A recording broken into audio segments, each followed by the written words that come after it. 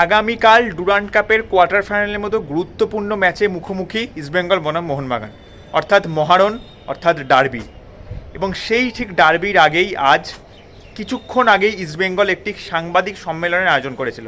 সেই সম্মেলনে উপস্থিত ছিলেন ইস্টবেঙ্গল কোচ অস্কার ব্রুজো এবং দলের অন্যতম ভরসা নির্ভরযোগ্য ডিফেন্ডার সৌভিক চক্রবর্তী। এবং তারা কি জানালেন? কোচ বললেন এই মোহনবাগান দল কিন্তু একটা বেঞ্চমার্কের মতো, এবং এই বেঞ্চমার্কটা আমরা ক্রস করতে গেলে আমাদেরও কিন্তু তাদের মতোই খেলতে হবে এবং তাদের মতোই ভালো খেলতে হবে। তার সঙ্গে যদিও কোচ এটাও জানালেন যে আগের বারের দলের সঙ্গে এইবারের দলের কিন্তু কোনো মিল হয় না, এইবারের দল কিন্তু অনেক ভালো।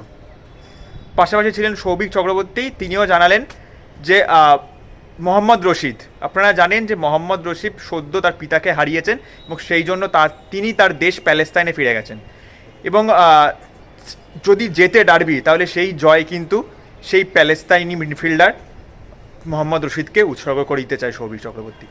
এবং কালকের ম্যাচ নিয়ে তিনি বললেন দলে কোনো চোট সমস্যা নেই, পুরো দল কিন্তু ফিট, কিন্তু যদিও প্রথম একাদশ নিয়ে যথেষ্ট ধোঁয়াশা, এবং এই ধোঁয়াশার মধ্যেই আরেকটুখানি ধোঁয়াশা কিন্তু করে এলো জয় গুপ্তার ইনক্লুশন, অর্থাৎ জয় গুপ্তার দলে যোগ দেওয়া। আপনারা জানেন যে অত্যন্ত ভালো প্লেয়ার এই জয় গুপ্তা, ভারতীয় ডিফেন্ডার, লেফট ব্যাকে তার নির্ভরযোগ্য স্থান হয়ে উঠতে পারে। কিন্তু সূত্রের খবর ডুরান্ড কাপে তার রেজিস্ট্রেশন হওয়ার সম্ভাবনা কিন্তু খুব কম, কারণ রেজিস্ট্রেশন হওয়ার 48 ঘন্টার পর কোনো প্লেয়ার ম্যাচে নামতে পারে। অর্থাৎ এটি কিন্তু ভালো খবর হলেও ম্যাচে খেলতে পারবেন কিনা সেটা কিন্তু এখনও বোঝা যাচ্ছে না, যদিও খেলেন ফাইনালের আগে তো সম্ভব নয়। এবার আপনারা শুনে নিন যে ইস্টবেঙ্গল দলের কোচ অর্থাৎ লাল হলুদ ব্রিগেডের কোচ অস্কার ব্রুজো এবং দলের নির্ভরযোগ্য ডিফেন্ডার সৌভিক চক্রবর্তী আজকে সাংবাদিক সম্মেলনে আরও কী কী জানালেন। দেখো, পাঁচটির রেজাল্ট নিয়ে এটা হয় না, যেহেতু ওরা অনেকগুলো ডার্বি খেলেছে, সেই জন্য আমাদেরও দলে আস্তে আস্তে তৈরি হতে হতে অনেকে ডার্বি খেলেছে, এক্সপিরিয়েন্স আস্তে আস্তে অনেকেরই হয়ে গেছে অনেকগুলো। কিন্তু ডার্বি যখন খেলতে নামবো সেটা আইদার এই বছর হোক বা পরের বছর হোক বা previous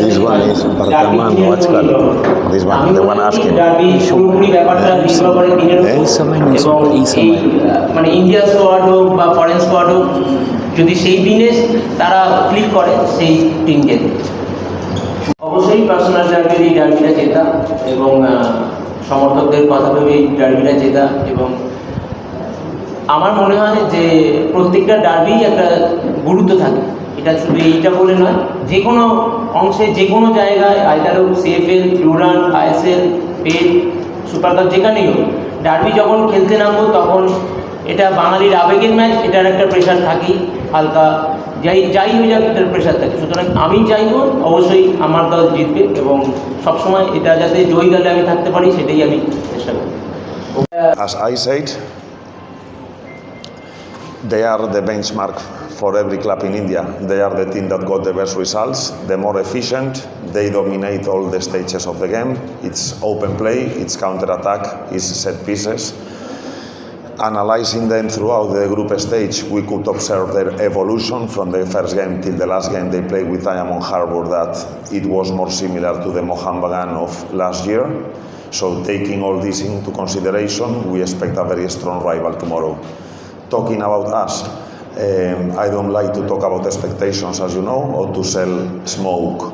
I like to produce, to give a good performance. Our players are fully mentalized about the game of tomorrow, and I can assure all of you that East Bengal this year is nothing similar of the East Bengal of last year. But say that, we know that tomorrow is going to be a tough game for both sides, and Shovik started this press conference saying that East Bengal and Mohambagan games are always 50-50%.